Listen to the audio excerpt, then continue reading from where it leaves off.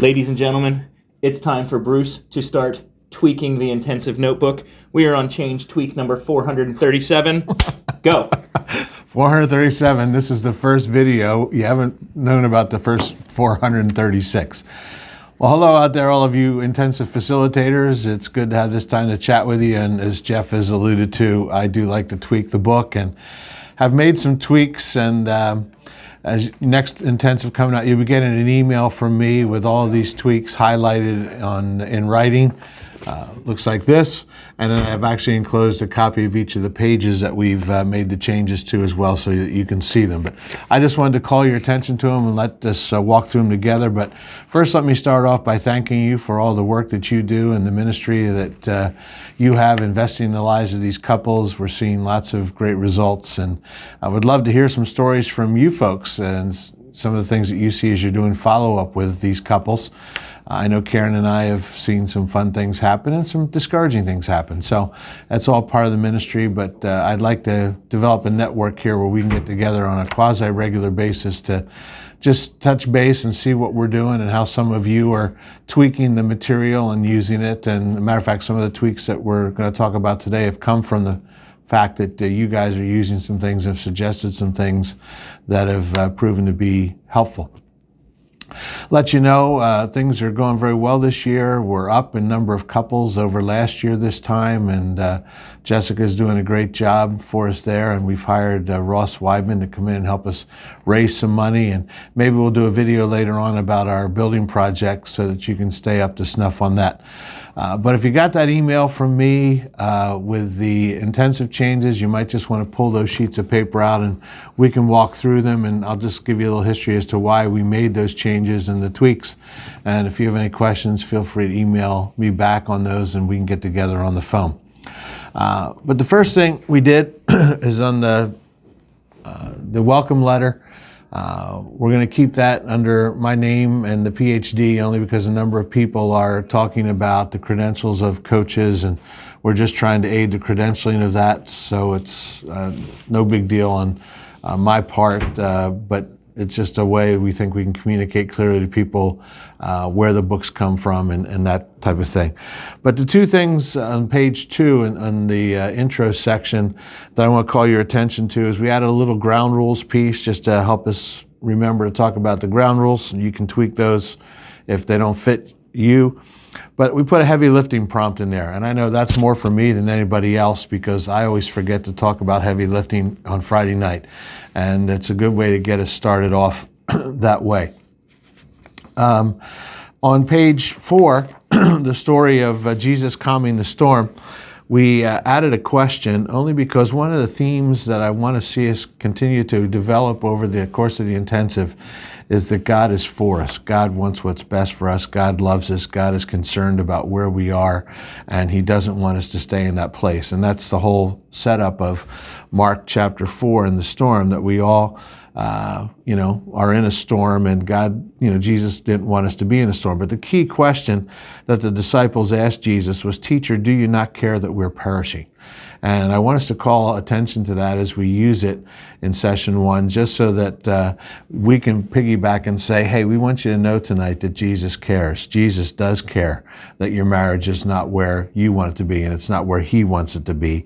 And just begin to introduce that whole theme of God is on our side. God is for us. And then page 6, some of you don't have the transformation poem, and we put it in there, and you guys will all be getting a new book when we do an intensive in your neck of the woods, so you'll be getting this, but you have the pages there in front of you. Excuse me. Genesis chapter 2, some minor changes there. Page 10, we added a Francis Chan quote. Francis Chan talks about the fact that our marriage problems are usually not marriage problems, they're problems between us and God, and I thank Josh and Sarah for that tweak. That's a great quote and a good little comment to make. I don't know if you all tell the Love Canal story on page 11. I did not add that. I will send that in the email to you. I usually tell the Love Canal story, the fact that, all that stuff was buried and they tried to make it look like a very attractive piece of ground, but in the 1970s it began to bubble up. And the whole idea there is we can't deal with dealt with stuff in our past. It just has a way of bubbling up and needs to be dealt with and confessed. On page 12 in the second chapter, I added another little sin area that we've been seeing more and more of, is the whole idea of unequally yoked, and just kind of help people understand that when they married someone that wasn't a believer, they started off not being where God wanted them to be. Tab 3, we talk about journeys, and we talk about the heavy lifting prompt there on page 2, just to get us thinking about that. And that's the only change we made there on journeys. And then page 4, we changed the version of the love chapter. I don't know if you guys use that, but Karen and I like to use the love chapter. And the phrase in the ESV that got left out that's in the NIV, so we put the NIV version in, is the idea of that love keeps no record of wrongs. And one of the things you know from dealing with couples is a lot of them have scorecards and they keep track of things and don't forget. And true love begins to erase those and keeps no record. We added some pages to section 4, safety chapter. We asked the question, what are some things that we do that don't make our marriage safe for our spouse and safe for us? And you know, it became evident that we really didn't answer that question. So on we added a page 9 and 10 entitled, What Can I Do to Make My Marriage Safe? And what I've done is I've taken all the research that we used to develop the questionnaires, and I made a bullet list of the positives of those things, so that you can just read through there to build my spouse's confidence by verbally affirming him or her. The list is pretty much self-explanatory. You can walk through it like you do any other page in the manual, and it should maybe spawn some responses and questions. And then again on page 11, we have a heavy lifting prompt there in that section. Trust, believe it or not, we made no tweaks. Now, again, I thank Josh and Sarah for this. Karen is not a big fan of page 2 in the trust section. So one of the things that Josh and Sarah went through was page 10, the 5 trusts of marriage. So Karen kind of moves us along to that, and it's something I've never used before, but that kind of identifies as 5 areas of trust, which sets up the rebuilding trust piece nice, because it's not just about adultery. And you can make that tweak if you desire. Fear buttons, we added a picture to page 16, no big thing, just a person carrying some baggage along on that baggage chapter. The section 7 there of walls is, again, no changes. We just added a heavy lifting prompt. So that's the first half of the book. Going into personal responsibility, we made a little tweak here on page 4. And again, you have page 4. There's a page 3. There's a prompt for heavy lifting. But page 4, we reformatted it, and we added the 7 desires of the heart.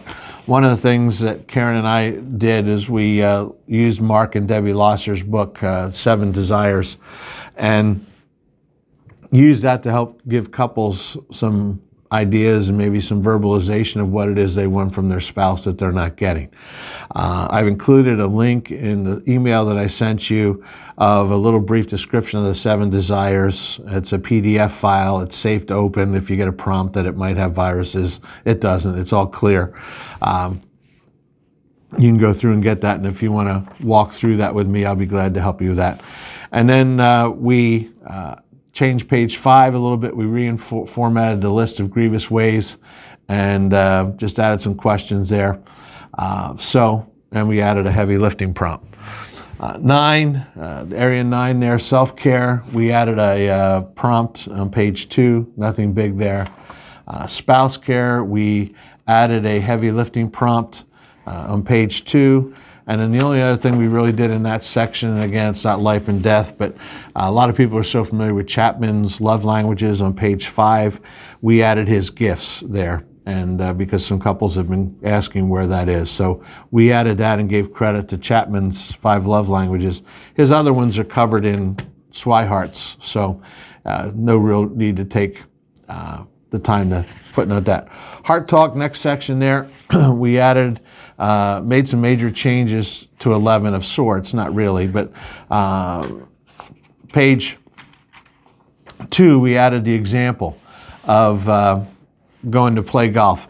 When we trained couples here, we always told the golf story, and the top of the page 2 used to just pick up with Karen's response or the wife's response, and no one really knew what it meant. So we just went ahead and fleshed that whole thing out, put the example in there. Husband comes home and says, I'm going to go play around the golf. Boom. So that's all good. The other piece we added to Heart Talk, and this comes from Tom and Heidi, we added there on page 7 and 8. I don't know why I'm turning to them. I'm not showing them to you, but you have them there in front of you. The whole idea of writing your thoughts and feelings can be an effective way to communicate with your spouse. You can use this in the conflict area or the Heart Talk area. It really doesn't matter to me that much. It might work better in conflict if couples are too upset to talk about something. Maybe they can write it down, but sometimes we're a little afraid or still unsafe to share what we're thinking, and having a Heart Talk via writing is good. The whole idea there is getting a notepad, a legal pad or whatever, and having the couples write their spouse a letter. And you can look at the sheet there and you see the advantages to that in terms of saying the right things, being able to edit, deal with some of the negative stuff and crumple it up, throw away, and begin to develop something that's going to be, positively received by the spouse. The one thing that I would suggest that couples do there is that they read that back to their spouse. The whole idea of the downside of writing, obviously, is the lack of emotion, and there's no emojis here. So what we suggest is that the couples read it to each other and don't interrupt as they read it, and then begin to practice the principles of reflective listening and getting to the fact and the feelings after those letters have been read. All right, the conflict section, there's no real big change there. We just added a heavy lifting prompt. Forgiveness, no changes there. Bible, no changes there. And lastly, the heavy lifting section itself, we made the heavy lifting list 2 pages long, all right, with the hopes that the prompts are going to get couples writing some things down. And again, this is important because it becomes their action plan for follow-up. And we're seeing that the couples who use the heavy lifting and develop the follow-up plan are really seem to be doing better than the couples who don't. Matter of fact, while I'm talking to you here, I'm going to send you a list, a spreadsheet that one of our couples did of their heavy lifting list as kind of an example, and something that you can have and maybe show the couples as you share this with them. Pages 3 and 4 of this session, we edited out some things, but we added the private Facebook group and we added the free refresher intensive prompt. So let you be able to talk about that. And finally, page 7 may be new to some of you with older versions, the Isaiah 43 there. And the idea here is that God can bring new life into what was a wasteland and a new life into your marriage. And it's a nice segue into the new wine closing. So you have the email, you have a physical copy of those pages. Again, we'll send you the whole new book as you begin to do the intensive. So look for your new copy when it comes. And if you have any questions about any of these changes, please feel free to give me a call, 717-299-8969. All right? Hey, thanks so much for what you do. God bless. We're praying for you and look forward to hearing how God's working in your intensives.